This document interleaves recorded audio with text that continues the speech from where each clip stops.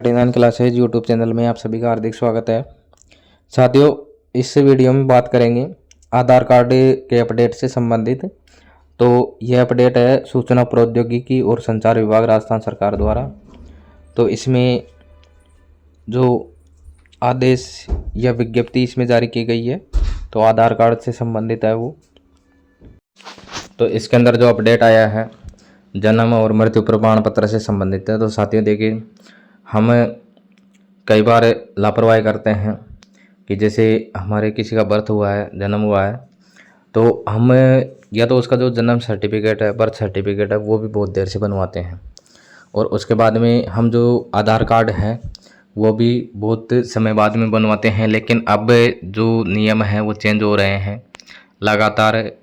इसके अंदर पहले सरलता थी लेकिन अब इसमें जटिलता होती जा रही है दिनों दिन आधार के अंदर, जन्म प्रमाण पत्र, मृत्यु प्रमाण पत्र में। तो इस संबंध में जो जटिलताओं से संबंधित एक और आदेश अपने पास आया है। तो इसमें यह है कि देरी से जन्म पंजीकरण के संबंध में है ये कि उपरोक्त देरी से जन्म पंजीकरण के मामले में जन्म और मृत्यु पंजीयन अधिनियम 1969 की धारा 13 के अनुसार कोई भी जन्म या मृत्यु जो घटित होने के 1 वर्ष के भीतर पंजीकृत नहीं किया गया है, जन्म या मृत्यु की सत्यता की पुष्टि करने और निर्धारित भुगतान करने के बाद प्रथम श्रेणी के मजिस्ट्रेट या प्रेसिडेंसी मजिस्ट्रेट द्वारा दिए गए आदेश पर ही पंजीकृत किया जाएगा।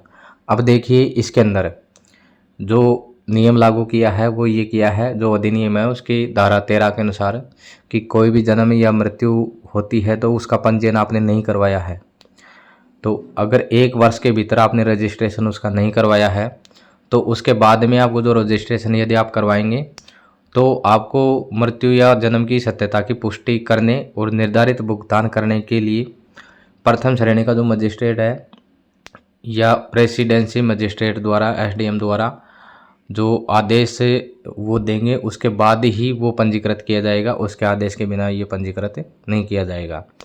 तो वो बहुत ज़्यादा उसके अंदर जटिलता हो गई। तो आप सभी से अनुरोध है कि जैसे बच्चे का जन्म होता है तो आप ज़्यादातर अब हॉस्पिटलों में जन्म होते हैं तो आप उसका जो बर्थ सर्टिफिकेट है उसका पंजीकरण करवाएं। और पंजीकरण करवाने के बाद में जो बर्थ सर्टिफिकेट आप बनवाएं, बर्थ सर्टिफिकेट बनवाने के बाद में आप उसका आधार कार्ड भी अवश्य बनवाएं। तो सारी चीज़ें आप पहले से क्लियर करके चलें। जो आप नाम रखते हो किसी भी बच्चे का तो बच्चे का नाम पहले सोच समझ करके रख लें। और उसके बाद में जो उसको चेंज करवाना है आप जन्म प्रमाण पत्र में ही करवा सकते हैं, उसमें करवा के और फिर आप आधार कार्ड बनवाएं। अब इसमें दूसरा इसके अंदर और दे रखा कि UIDAI नई दिल्ली के अनुसार निर्देशानुसार आपको सलाह दी जाती है कि जन्म तिथि अद्यतन अनुरोध को वैध जन्म प्रमाण पत्र प्रथम श्रेणी के मजिस्ट्रेट या प्रेसिडेंसी मजिस्ट्रेट द्वारा दिए गए आदेश विलंबित जन्म प्रमाण पत्र के संबंध में स्व घोषणा के साथ अपने निकटतम आधार केंद्र के माध्यम से फिर से नामांकित करने हेतु संबंधित को निर्देशित करें और अद्यतन अनुरोध का पुनः help@uidai.government.in पर भेजना होगा। तो इसके अंदर देखिए, जो जन्म तिथि है उसके अंदर कोई चेंज नहीं होगा। और यदि चेंज होता है 1 वर्ष के भीतर उसने पंजीकरण नहीं किया और वो चेंज करवाना चाहता है तो वही मजिस्ट्रेट या प्रेसिडेंसी जो मजिस्ट्रेट है उसके द्वारा वो वेरीफाई किया जाएगा। और वेरीफाई करने के बाद में जो आदेश जो मजिस्ट्रेट या जो प्रेसिडेंसी मजिस्ट्रेट है टीम वो उस आदेश को देगा। उसके बाद में उसके आदेश के अनुसार ही जन्म तिथि में जो चेंज है वो हो सकेगा। वैसे आप जन्म तिथि में चेंज नहीं कर सकते। इसलिए आप जो आधार में जन्म तिथि आप उसमें जो ऐड करेंगे वो आपकी ओरिजिनल या सोच समझ करके, उसमें त्रुटि नहीं होनी चाहिए, क्योंकि एक बार पंजीकरण होने के बाद में बहुत बड़ी समस्या हो जाएगी। तो साथियों, ये इस वक्त की बिग अपडेट है कि आधार में जो जन्म तिथि है वो आप चेंज नहीं कर सकते।